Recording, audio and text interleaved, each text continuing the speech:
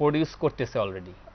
হয়তো আমরা সব জায়গাটায় হয়তো আমরা পারি নাই। চৌধুরী মোহাম্মদ মাসুম, এই যে জনাব আমিনুল হক যে প্রকল্পের কথা বলল, যে সে অন্তত 200 সদস্যদের শুটকি যারা প্রক্রিয়াজাত করে তাদের সাথে সম্পৃক্ত যে লোকগুলো, তাদেরকে সংগঠিত করে তারা একটা উদ্যোগ গ্রহণ করেছে যাতে করে বিষমুক্ত শুটকি তৈরি করা যায়।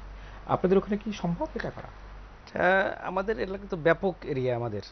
না, কক্সবাজার তো বিশাল একটা এরিয়া, অনেক হাজার হাজার জেলেদের মধ্যে থেকে তারা তাই না? আপনার ওখানে হাজার হাজার না হয় লক্ষতে গিয়ে পৌঁছবে, 200তে না গিয়ে 2000 জন কেউ যদি কাজটা আমরা শুরু করতে পারি,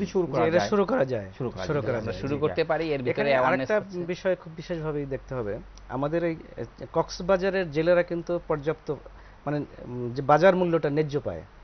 আচ্ছা, কিন্তু আমার এলাকার মানুষ কিন্তু ন্যায্য মূল্যটা পায় না। আচ্ছা, তারা কি মহাজনের উপর ডিপেন্ডেন্ট? হ্যাঁ, মহাজনের উপরে, এটা মহাজন ডিপেন্ডেন্ট।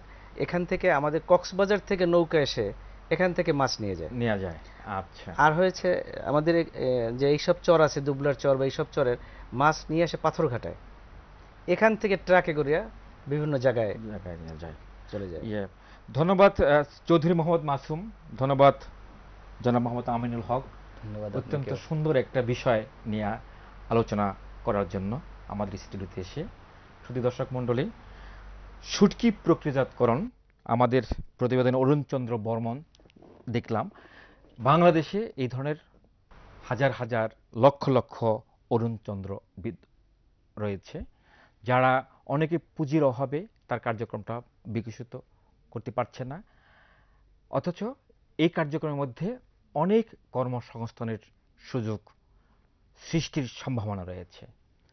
বাংলাদেশে যারা এই শিল্পে জড়িত, পল্লীকর্মশাক ফাউন্ডেশন অর্থায়ন করছে, কিন্তু এটা আসলে মাঠ পর্যায়ে নিয়ে যাচ্ছে আমাদের সহযোগী সংস্থাগুলো।